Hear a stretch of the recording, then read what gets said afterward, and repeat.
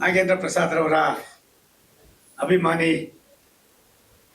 ಬಂಧುಗಳೇ, ಆತ್ಮೀಯರೇ, ಕಲಾವಿದರೇ, ದೇಶದ ಒಂಕು ಸೊಂಕುಗಳನ್ನು ರಾಷ್ಟ್ರಕ್ಕೆ ಸಮರ್ಪಣೆ ಮಾಡ್ತಕ್ಕಂಥ ಪ್ರತಿಭೆ ಯಾರ ಮನೆಯ ಸ್ವತ್ತಲ್ಲ ಅನ್ನುವ ಭಾವನೆಯಿಂದ ಬಂದಿರತಕ್ಕಂಥ ತಮ್ಮೆಲ್ಲರಿಗೂ ಕೂಡ ನಾನು ಭಾರತ ಸರ್ಕಾರದ ಮಂತ್ರಿಯಾಗಿ ನಮಗೆ ಅಭಿನಂದನೆಯನ್ನು ಸಲ್ಲಿಸ್ತೀನಿ.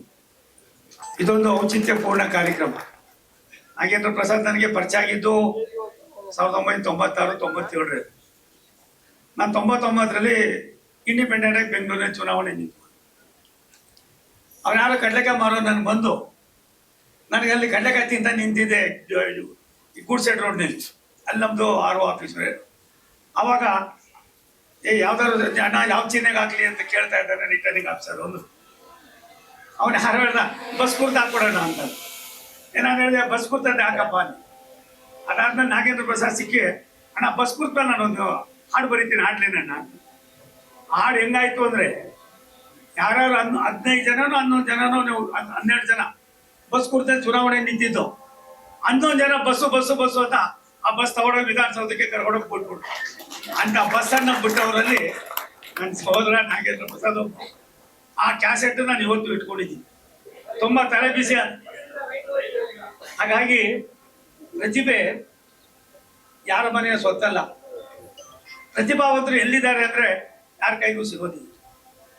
ಆ ಪ್ರತಿಭಾವಂತರ ವ್ಯವಸ್ಥೆಯನ್ನ, ಆ ಶಾರದೆಯನ್ನ ಮೈಗೂಡಿಸ್ಕೊಂಡು ತಮ್ಮನ್ನ ತಡೆದಂತ ತಂದೆ ತಾಯಿಗಳನ್ನ, ನಾವು ಬಂದಂತ ದಾರಿಯನ್ನ, ನಾವು ನಡ್ತಾ ಇರ್ತಕ್ಕಂಥ ವ್ಯವಸ್ಥೆಯನ್ನ ಬದಲಾವಣೆ ಮಾಡಿಕೊಂಡು ಯಾವುದಕ್ಕೆ ಆದ್ಯತೆ ಕೊಡಬೇಕು ಅನ್ನೋದು ನಾವೇನ್ ಬೇಕಾದ್ರೂ ರಾಜಕಾರಣಿಗಳು ಮಾಡೋದ್ಬೋದು, ಏನೆಲ್ಲ ಆಗ್ಬೋದು. ಆದರೆ ಹಂಸಲೇಖ ಅವ್ರನ್ನ ನಾನು ಒಂದು 50 ವರ್ಷದಿಂದ ನೋಡ್ತಾ ಇದ್ದೆ. ಅವತ್ತಿನ ಹಂಸಲೇಖ ಇವತ್ತು ಅದೇ ಹಂಸಲೇಖ. ಅವ್ರೇನಾದ್ರೂ ಬೇರೆ ಬೇರೆ ಭಾಷೆಗಳಲ್ಲಿ ಹಾಡಿದ್ದೇ ಆಗಿದ್ದು ಮತ್ತೊಂದು ಆಗಿದ್ರೆ ವಿಶ್ವದ ಭೂಪಟದಲ್ಲಿ ತಮ್ಮ ಹೆಸರಿರ್ತಾ ಇತ್ತು. ಆದ್ರೆ ಆ ತಾಯಿ ಭುವನೇಶ್ವರಿ ಯಾವ ರೀತಿ ಯಾರ್ಯಾರಿಗೆ ಏನೇನು ಶಕ್ತಿ ಇದ್ದಾರೋ ಹಾಗಾಗಿ ಅದು ಇರ್ಲಿ. ಹಾಗಾಗಿ ಸಹೋದರ ನಾಗೇಂದ್ರ ಪ್ರಸಾದ್ ಬಡತನವನ್ನ ಹಂಚ್ಕೊಂಡು ಬಂದಿರ್ತಾರೆ. ಸಾಮಾನ್ಯ ಕುಟುಂಬದಿಂದ ಬಂದವರು. ಸಾಮಾನ್ಯ ಕುಟುಂಬದಿಂದ ಬಂದಂತ ಬಹುತೇಕರು ವ್ಯವಸ್ಥೆಯ ಸರಿದಾರಿಯಲ್ಲಿ ಕೊಂಡೊಯ್ಯುವಾಗ ಯಾವುದಕ್ಕೆ ನಾವು ಆದ್ಯತೆಯನ್ನು ಕೊಟ್ಟರೆ ನಾವು ಮನುಷ್ಯರಾಗಬೇಕು ಅನ್ನೋದ್ರೊಳಗೆ ಅವ್ನಿಗೇನ ಕಲೆ ಕೊಡ್ತೋ, ಪ್ರತಿಭೆ ಕೊಡ್ತೋ, ತಂದೆ ತಾಯಿ ಆಶೀರ್ವಾದ, ಆ ಒಂದು ಹಾಡಿಗೆ ಯಾವ್ಯಾವ ಟೈಮ್ನಲ್ಲಿ ಯಾವುದ ಪದವನ್ನ ಸೇರಿಸ್ಬೇಕು, ಏನ್ ಮಾಡ್ಬೇಕು, ಇದೆಲ್ಲವೂ ಕೂಡ ಭಗವಂತನ ಸೃಷ್ಟಿಯ ಒಬ್ಬ ಕಾರಣಕರ್ತನ ದಯೆ. ನನಗನ್ಸ್ತದೆ ನಾವು ರಾಜಕಾರಣಿಗಳು ಸೋಲು ಗೆಲ್ಲು ಎಲ್ಲವೂ ನೋಡ್ತೀವಿ. ಒಂದು ಹಾಡು ಎಷ್ಟು ಮಟ್ಟಿಗೆ ಸಂದೇಶವನ್ನು ಕೊಡ್ತದೆ ಅನ್ನೋದಕ್ಕೆ ಆ ಪ್ರತಿಭಾವಂತನಾಗಿರ್ತಕ್ಕಂಥ ಸಾಮಾನ್ಯ ಕುಟುಂಬದಿಂದ ಬಂದಂತ ಒಬ್ಬ ನಾಗೇಂದ್ರ ಪ್ರಸಾದ್ ಎಲ್ಲವನ್ನು ಕೂಡ ತಾವೇ ಊಹೆಗೆ ಕಲ್ಪಿಸ್ಕೊಂಡು ಇದಕ್ಕೆ ಯಾವುದೇ ಆದ್ಯತೆ ಕೊಡಬೇಕು, ಇದ್ರ ಮುಂದಿನ ಶಾಲೆಗಳೇನು, ಇದಕ್ಕೆ ಯಾವ ರೀತಿ ನಾವು ಕೊಡಬೇಕು, ಇದೆಲ್ಲವೂ ಏನಾಗಬೇಕು, ಕುರಿಶಾಪ್ ಏನು, ಮತ್ತೊಂದೇನು, ಬೇಲೂರು ಇಲ್ಲಿದ್ದಾರೆ ಲಾರಿಯ ಲಕ್ಷಾಂತರ ಕ್ಯಾಸೆಟ್ ಅನ್ನ ಬಿಡುಗಡೆ ಮಾಡಿದ್ದೀನಿ. ಅದ್ರ ಒಂದು ಹಳೆಯ ಬಹುತೇಕ ಹಾಡುಗಳು ಇವತ್ತಿಗೂ ಕೂಡ ಈ ದೇಶದಲ್ಲಿ ವ್ಯವಸ್ಥೆಯಲ್ಲಿ ಅದು ಎಲ್ಲರಿಗೂ ಕೂಡ ಬೆಚ್ಚಿಗೆ ಆಗ್ತಕ್ಕಂಥದ್ದಾಗಿದೆ. ನಾನು ನಾಗೇಂದ್ರ ಪ್ರಸಾದ್ ಅವರು, ಅಶೋಕ್ ಅವರು ಹೇಳಿದಾಗೆ ಒಬ್ಬೊಬ್ರು ಫಲಾನುಭವಿಗಳು, ನಾನು ಒಬ್ಬ ಫಲಾನುಭವಿ. ಆ ಫಲಾನುಭವಿಯಲ್ಲಿ ನಾನು ಕೂಡ ಇದ್ದಿದ್ರಿಂದ ನನಗೆ ಬಂದು ಕರೆದಾಗ ನಾನು ಆದ್ರೆ ಇರ್ತೀನಪ್ಪ, ಮೋಸ್ಟ್ಲಿ ನಾನು ಇರಕ್ಕೆ ಸಾಧ್ಯ ಇಲ್ಲ, ಒಟ್ಕೊಂಡಿರ್ತೀನಿ, ಮೈಸೂರಿಗೆ ಹೋಗ್ಬೇಕು ಅಂತ ಇದ್ವಿ. ದೈವವಶಾತು ಚೆನ್ನಮ್ಮ ದೇವೇಗೌಡರು ತೀರೋಗಿದ್ರಿಂದ ನಾವೆಲ್ಲರೂ ಕೂಡ ಇವತ್ತು ಇಲ್ಲೇ ಸೇರ್ಬೇಕಾದ ಅವಶ್ಯಕತೆ ಇತ್ತು. ಯಾವುದೋ ಜನ್ಮದ ಪುಣ್ಯ ನಾನು ನಿನ್ನನ್ನು ಬಂದು ಈ ಒಂದು ಕಡೆಗೆ ನೋಡೋಂಥ ಅವಕಾಶ ಆಯಿತು ಅಂತ ತಮ್ಮಲ್ಲಿ ವಿನಂತಿ ಮಾಡ್ತೀನಿ. ಯಾವುದೇ ಹುದ್ದೆ ದೊಡ್ಡದು ಅಲ್ಲ, ಚಿಕ್ಕದು ಅಲ್ಲ. ಅರ್ಹತೆಗೆ ಅನುಗುಣವಾಗಿ ನಮ್ಗೆ ಏನು ಭಗವಂತ ಕೊಡ್ತಾನೋ ಅದನ್ನ ತೃಪ್ತಿಯಿಂದ ಸ್ವೀಕಾರ ಮಾಡಿ ಅದನ್ನ ಸಮಾಜಕ್ಕೆ ಸಮರ್ಪಣೆ ಮಾಡ್ತಕ್ಕಂಥ ಈ ದೊಡ್ಡ ಕೆಲಸ ಇದೆಯಲ್ಲ, ಇದು ಮಾಡಿದ್ದೇ ಆದರೆ ನಾಗೇಂದ್ರ ಪ್ರಸಾದ್ ಅವ್ರಿಗೆ ಯಾರಾದ್ರೂ ಸಾಟಿ ಇದ್ರೆ ನಾಗೇಂದ್ರ ಪ್ರಸಾದ್ ಆಗ್ಬೇಕು. ಏನು ಇವತ್ತು 3,000 ಮಾಡಿದ್ದೀರಿ, ಏನು ಅಶೋಕ್ ಸಹೋದರ ಹೇಳಿದಾಗೆ ಇನ್ನೂ 3,000 ಮಾಡಿ. ಅದ್ರ ಒಂದು ಸತ್ಯ, ಸಮಾಜದ ವ್ಯವಸ್ಥೆ, ಈ ರಾಷ್ಟ್ರ ನಡೆದು ಬಂದ ದಾರಿ, ದೇಶದ ರಾಷ್ಟ್ರದಲ್ಲಿ ಕರ್ನಾಟಕದ ಕನ್ನಡಿಗರ ಸಾರ್ವಭೌಮತೆ, ನಮ್ಮ ಸಂಸ್ಕಾರ, ನಮ್ಮ ಸಂಸ್ಕೃತಿ ವಿಶ್ವಕ್ಕೆ ಪರಿಚಯ ಮಾಡಿಸ್ತಕ್ಕಂಥದ್ದು ಎಷ್ಟು ಮಟ್ಟಿಗೆ ನಮ್ಮಲ್ಲಿ ದೊಡ್ಡ ದೊಡ್ಡ ದಿಗ್ಗಜರು ನಮ್ಮನ್ನ ಅನೇಕ ಸಂದೇಶಗಳನ್ನ, ಅಶ್ವೋತ್ತರಗಳನ್ನ ಮತ್ತೆ ಕೊಡುಗೆಯನ್ನ ಕೊಟ್ಟು ಹೋಗಿದ್ದಾರೋ ಅವರ ಸವಿ ನೆನಪಿನಲ್ಲಿ ನಾವು ಕಾರ್ಯೋನ್ಮುಖರಾಗೋದಕ್ಕೆ ಹಿರಿಯರ ಆಶೀರ್ವಾದ ನಾಗೇಂದ್ರ ಪ್ರಸಾದ್ ಮೇಲೆ ಸದಾ ಇರಲಿ.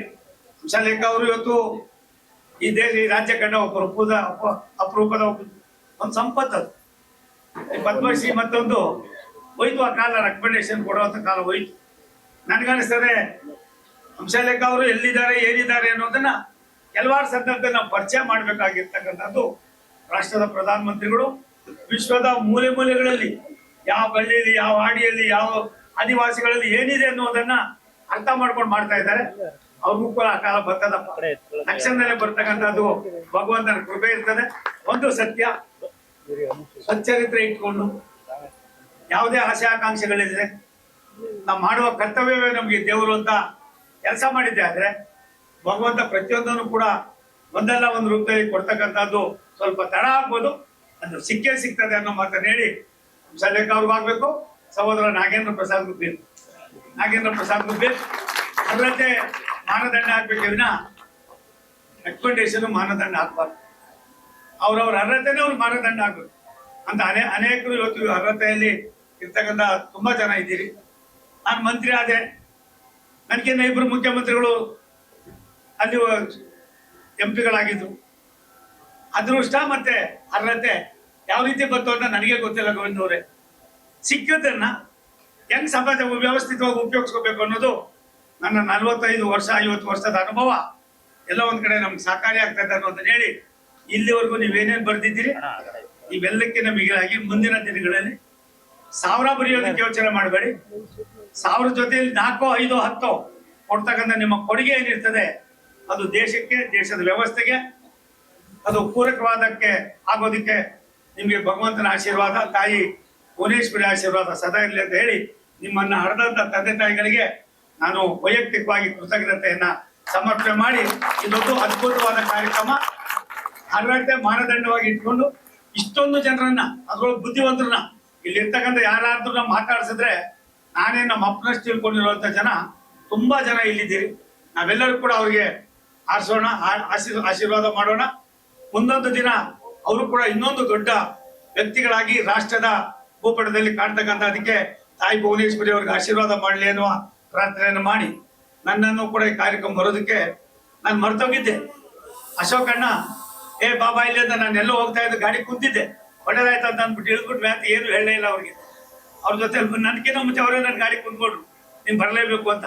ನನಗೆ ಅವ್ರಿಗೂ ನಾನು ಅಭಾರಿಯಾಗಿರ್ತೀನಿ ಅನ್ನೋ ಮಾತನ್ನು ಹೇಳಿ ಕೊನೆಯಲ್ಲಿ ಒಂದು ಮಾತನ್ನು ಹೇಳ್ತೀನಿ, ಬೇಸರಿಗೆ ಮಾಡ್ಕೋಬೇಡಿ. ನಾವೆಲ್ಲ ಹಳ್ಳಿಯಿಂದ ಬಂದಿರ್ತಕ್ಕಂಥ ಬಹುತೇಕ 90 ಭಾಗ ಹಳ್ಳಿಗಾಡಿನ ಜೀವನದ ಸೊಗಡನ್ನ ನಾವು ಹತ್ತಿರದ ಕಂಡವರಾಗಿದ್ದೀವಿ.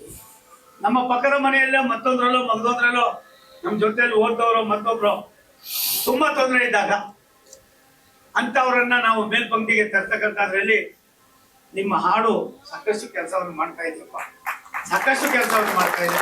ಇದನ್ನ ಜನಪರವಾದ ಈ ಕೆಲಸಕ್ಕೆ ಭಗವಂತನ ಆಶೀರ್ವಾದ ಇರ್ತದೆ, ಹಿರಿಯರ ಆಶೀರ್ವಾದ ಇರ್ತದೆ ಅಂತ ಹೇಳಿ ಮತ್ತೊಮ್ಮೆ ನಿಮ್ಮೆಲ್ಲರಿಗೂ ನನ್ನ ಅಭಿನಂದನೆಯನ್ನ ಧನ್ಯವಾದಗಳನ್ನು ಸಮರ್ಪಣೆ ಮಾಡಿ, ದೇಶ ಇದ್ದರೆ ಮಾತ್ರ ನಾವು ಅನ್ನೋದನ್ನ ವಿಶ್ವದ ಭೂಪಟದಲ್ಲಿ ನಮ್ಮೆಲ್ಲರಿಗೂ ಮನವರಿಕೆ ಮಾಡಿಕೊಟ್ಟಿರ್ತಕ್ಕಂಥ ರಾಷ್ಟ್ರದ ಪ್ರಧಾನಮಂತ್ರಿ ನರೇಂದ್ರ ಮೋದಿ ಅವರ 2-3 ನನಗೆ ಕೊಟ್ಟಂತ ಟಾಸ್ಕ್ ಅನ್ನ ಛತ್ತೀಸ್ಗಢ ಇರ್ಬೋದು, ಜಾರ್ಖಂಡ್ ಇರ್ಬೋದು, ಅರುಣಾಚಲ ಪ್ರದೇಶ ಇರ್ಬೋದು, ಆ ಭಾಗದ ಜನರಲ್ಲಿ ಇರ್ತಕ್ಕಂಥ ಬಡತನವನ್ನ ಮೇಲ್ಪಂಕ್ತಿಗೆ ತರ್ತಕ್ಕಂಥ ಬರ್ಬೇಕು. ನೀವೆಲ್ಲ ನಾನೇ ಕರ್ಕೊಂಡು ಹೋಗ್ತೀನಿ, ದುರಹಂಕಾರದ ಮಾತು ನಾನು ಆಡ್ತಾ ಇಲ್ಲ, ವಾಸ್ತವಾಂಶ ಹೇಳ್ತಾ ಇದ್ದೀನಿ.